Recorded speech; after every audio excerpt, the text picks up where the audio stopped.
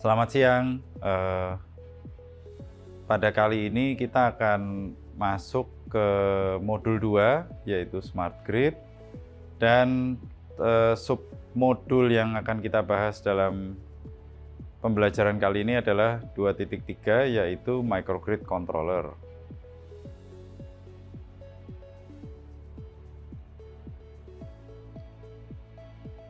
Outline dari pembelajaran kali ini yang pertama adalah tujuan dari implementasi sistem kontrol untuk microgrid. Lalu yang kedua adalah komponen microgrid yang perlu dikontrol. Lalu berikutnya adalah ruang lingkup sistem kontrol microgrid. Lalu berikutnya adalah penerapan sistem kontrol microgrid, kontrol sistem, dan juga energy management system. Dan yang berikutnya adalah arsitektur sistem kendali atau sistem kontrol. Dan yang terakhir kita akan mencoba melihat salah satu contoh sistem kontrol microgrid yang sudah berhasil diimplementasikan di Indonesia. Yang pertama kita akan masuk ke pembahasan tujuan sistem kontrol microgrid. Tujuan dari sistem kontrol microgrid ini adalah untuk melakukan dispatch dan juga memperoleh efisiensi operasi dan menjaga kualitas dan keandalan pasokan listrik pada microgrid tersebut. Dan kita sering menyebut sistem kontrol microgrid ini sebagai energy management system. Sebenarnya kalau kita bilang energy management system ini mungkin kurang luas ya, karena yang dibahas tidak hanya energinya tapi juga powernya, jadi power management juga dibahas. Tapi memang secara umum memang sebutannya adalah energy management system, tapi itu semua sama, power management, energy management system, dan juga microgrid controller atau yang orang juga kadang-kadang bilang hybrid controller. Nah, efisiensi operasi ini dapat diperoleh dengan mengkontrol komponen-komponen dalam microgrid ini, yaitu misalnya PV ya, PLTS, lalu diesel atau PLTD, lalu battery atau kita sering sekarang sebutnya BESS ya, Battery Energy Storage System, dan beban, sehingga setiap saat itu dapat memenuhi kebutuhan listrik secara handal tapi juga efisien. Dan juga tujuan utama kontrol microgrid ini adalah mengkontrol frekuensi dan tegangan dari microgrid ini agar nilainya berada dalam rentang yang dipersyaratkan oleh standar, terutama standar ini ya, grid code dari PLN gitu ya, dan SDM. Jadi kita tentunya memang parameter utama dalam keandalan dan kualitas itu adalah frekuensi dan tegangan. Jadi memang ya tugas utama microgridnya adalah walaupun tadi dia menyalakan, mematikan, menaikkan, menurunkan agar efisien, tapi juga frekuensi dan tegangannya ini harus selalu terjaga baik agar tidak melewati standar kualitas yang dipersyaratkan. Lalu juga tujuan berikutnya dari sistem kontrol untuk microgrid adalah melakukan optimasi cadangan operasi atau yang sering kita bilang reserve margin untuk menjaga keandalan sistem. Jadi sama juga halnya dengan grid besar seperti grid Jawa Bali, microgrid ini perlu mempunyai spinning reserve gitu ya, atau reserve margin, yang berarti adalah cadangan operasi dari semua pembangkit-pembangkit yang ada, agar jika salah satunya bermasalah atau ada gangguan kecil pada beban, sistem itu bisa tetap beroperasi dengan handal sampai level tertentu.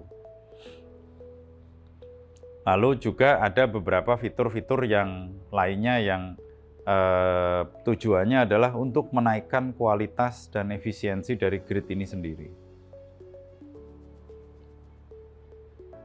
Nah, selanjutnya kita mungkin bertanya, apa saja komponen microgrid yang perlu dan juga bisa dikontrol gitu ya.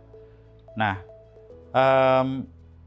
ada beberapa bagian di sini memang kita hanya membahas microgrid yang terdiri dari PLTS atau PV, lalu battery atau BESS, dan juga diesel gitu ya, atau PLTD, dan tentu saja beban. Nah, tentunya microgrid ini bisa diisi dengan yang lain-lain, misalnya pembangkit energi angin, sampah, biomas, biogas, dan lain-lain. Tapi dalam pembahasan ini kita hanya akan membahas microgrid yang terdiri dari 4 komponen yang ada di background saya ini. Nah, yang pertama adalah inverter PV. Inverter PV itu yang harus dikontrol adalah output kilowatt dari inverternya. Itu yang pertama. Lalu juga kita perlu mengatur VAR-nya itu ya, VAR-nya itu daya reaktifnya itu juga perlu kita atur. Mengeluarkan atau menyerap berapa tergantung kebutuhan sistem saat itu. Nah, berikutnya adalah untuk PCS ya, Power Conversion System dari si baterai energy storage system. PCS ini sebenarnya adalah inverter ya, inverter tapi bidireksional yang bisa charging maupun discharging baterainya itu sendiri. Nah, peran PCS ini memang cukup besar ya, dan bisa dibilang mungkin dia adalah komponen paling vital dalam sebuah microgrid ini, selain daripada mungkin unit pembangkit diesel gitu ya, ketika dieselnya nyala. Tapi memang terutama saat dieselnya mati, yang bisa mengatur frekuensi dan tegangan ya hanya PCS-nya. Jadi memang PCS ini adalah komponen paling penting yang kontrol di microgrid-nya harus sangat mumpuni. Nah, apa saja yang harus kita kontrol di PCS? Yang pertama adalah output kilowattnya dari PCS ini, dan itu bisa positif, yaitu PCS-nya mengeluarkan energi ya, atau negatif, yaitu PCS-nya menyerap energi, tergantung dari kebutuhan sistem saat itu.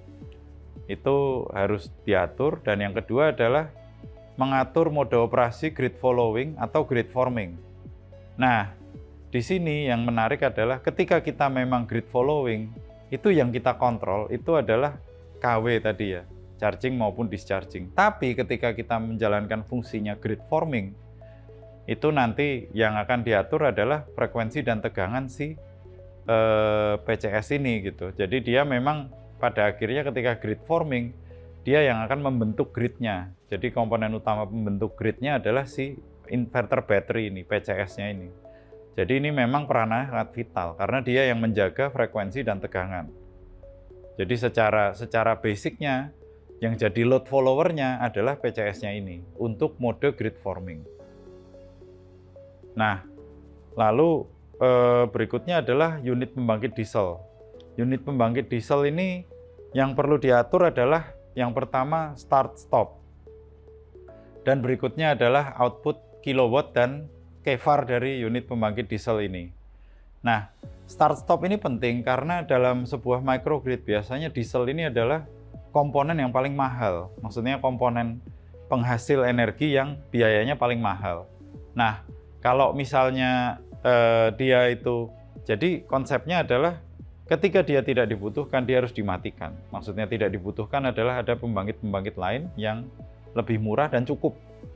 Nah, tapi ketika memang diesel ini dibutuhkan karena tidak ada yang lain, jadi dia harus bisa dinyalakan. Dan ini harus dilakukan secara otomatis dari microgrid controlnya. Lalu berikutnya untuk output KW-nya juga penting. Kenapa? Karena diesel ini sama dengan pembangkit konvensional yang lain, dia itu punya SFC ya, yaitu Specific Fuel Consumption. SFC ini menentukan dia itu boros atau hemat. Nah,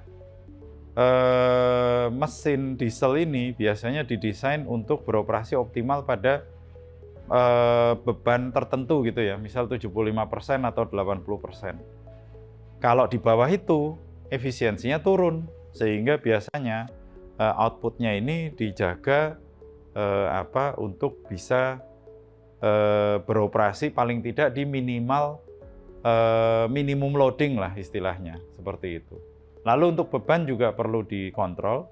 Beban ini perlu bisa dilepas atau di load shedding ya apabila kita perlukan.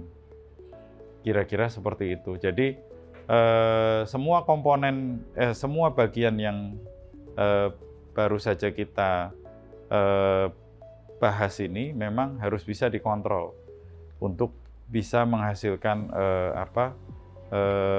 microgrid yang stabil, handal, dan efisien.